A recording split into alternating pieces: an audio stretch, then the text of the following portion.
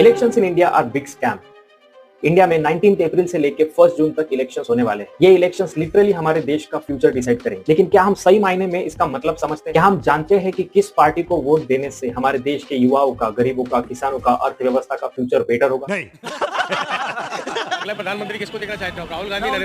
राहुल गांधी राहुल गांधी को देखना चाहते हो? ऐसे ही बस पसंद है। ऑब्वियसली आम आदमी पार्टी से आई मीन फ्री बिजली, फ्री सारी चीजें किसको नहीं पसंद। गैस सिलेंडर 1000 के ऊपर हो गया। हम तो 5000 में भी सिलेंडर ले लेंगे, 5000 नहीं 25000 में भी ले लेंगे, मगर चाहिए हमारे को मोदी। हम जिताते, ये सच है। अगर कुत्ता भी आएगा उसको भी जिताएंगे। ये तो फिर अंधविश्वास नहीं, भक्त हैं, अंधविश्वास नहीं है। हम दुख की बात यह है कि कौन किस पार्टी को वोट देगा वो किस पार्टी के नाम से नहीं बल्कि इलेक्शन के एक दिन पहले डिसाइड होता है। जो पार्टी ज्यादा खर्च करेगी वो पार्टी जीतेगी। और ये सिर्फ आज नहीं लेकिन सदियों से चलता आ रहा है। हर बार इलेक्शन कमीशन ऑफ इंडिया लाखों करोड़ों रुपए जब्त करती है। एक दिन पहले पार्टीज एक बोतल दारू या पैसा देकर जनता को खरीद लेती है। अब इसके बाद ये पार्टी देश के लिए क्या काम करेगी? एंड अनफॉर्चुनेटली कोई भी पार्टी ये मुद्दा उठाने को तैयार नहीं क्योंकि सब लोग इसमें शामिल हैं। Alcohol was openly distributed in lunch packets to people attending a rally. As of April 16, authorities have seized cash, drugs, liquor and gold to the tune of a whopping 3,100 crore. इन सब के वजह से ये बहुत जरूरी है कि हम वोट देते वक्त इन फ्री बीज के वजह से या कोई धर्म या जाति के वजह से वोट ना दे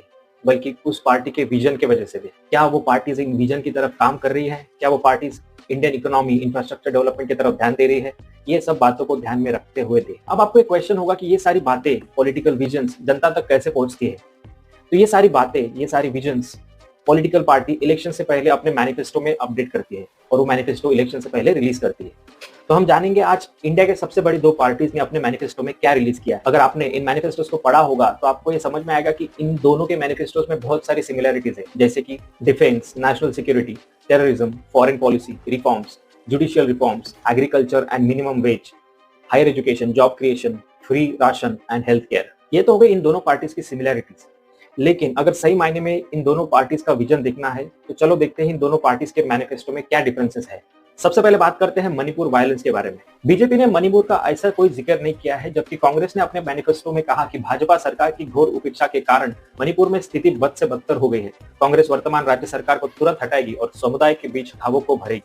कांग्रेस ने अपने मैनिफेस्टो में यह भी कहा कि एक राजनीतिक और प्रशासनिक समाधान लाने के लिए एक आयोग नियुक्त करेंगे जो राज्य के सभी लोगों के लिए संतोषजनक होगा और मणिपुर में संघर्ष के पीड़ितों और बचे लोगों के लिए उचित मुआवजा और निवारण सुनिश्चित करेंगे। फिर आता है यूनिफॉर्म सिविल कोड। भाजपा का मानना है कि जब तक भारत एक समान नागरिक संहिता को नहीं अपनाता है जो सभी महिलाओं के अधिकारों की रक्षा करता है, तब तक जेंडर इक्वेलिटी नहीं हो सकती और भाजपा एक यूनिफॉर्म सिविल कोड तैयार करने, सर्वोत्तम परंपराओं को आकर्षित करने और आधुनिक समय के साथ सामंजस्य स्थापित करने के अपने रुख को दोहराती है। जबकि कांग्रेस यह सुनिश्चित करेगी कि हर नागरिक की तरह माइनॉरिटीज को भी पोशाक, भोजन, भाषा और पर्सनल लॉ चुनने की आजादी हो। नेक्स्ट डिफरेंशिएशन है जम्मू और कश्मीर के बारे में। बीजेपी कहता है कि आर्टिकल 370 को रद्द करने से जम्मू कश्मीर में हिंसा में उल्लेखनीय कमी आई है और इसके अगेंस्ट कांग्रेस कहता है कि हम जम्मू कश्मीर को तुरंत पूर्ण राज्य का दर्जा बहाल करेंगे। हम लद्दाख के आदिवासी इलाकों को शामिल करने के लिए संविधान की 6th शेड्यूल को अमेंड करेंगे। तो जब आपको ये दोनों मैनिफेस्टो समझ आ चुके हैं तो भारत के एक जागरूक नागरिक होने के तौर पर मेरा आपसे एक सवाल है, क्या आपको ये दोनों मैनिफेस्टोज भारत के लिए फायदेमंद दिखते हैं? कुछ ही दिनों पहले इकोनॉमिक टाइम्स की एक रिपोर्ट आई थी जिसमें बताया गया था कि 40% से ज्यादा एमपीज के ऊपर क्रिमिनल केसेस है और 25% से ज्यादा एमपीज के ऊपर रेप, मर्डर, किडनैपिंग जैसे चार्जेस है। फिर भी ये लोग जीत के आते हैं, आखिर कैसे? ब्रूटल रियलिटी ये है कि ये लोग जाति के नाम पर, धर्म के नाम पर, एक बोतल दारू के नाम पर वोट कराते हैं। अब धर्म, जाति के नाम पर वोट देना बंद, हमें डेवलपमेंट दिखाओ तभी हम वोट करें। यही फिलोसॉफी को ध्यान में रखते हुए I request you all to read all the manifestos carefully and then only vote. अगर आपको ये इन्फॉर्मेशन यूजफुल लगी तो प्लीज ये वीडियो अपने फैमिली मेंबर्स और फ्रेंड्स के साथ शेयर करें so that they can cast their vote carefully.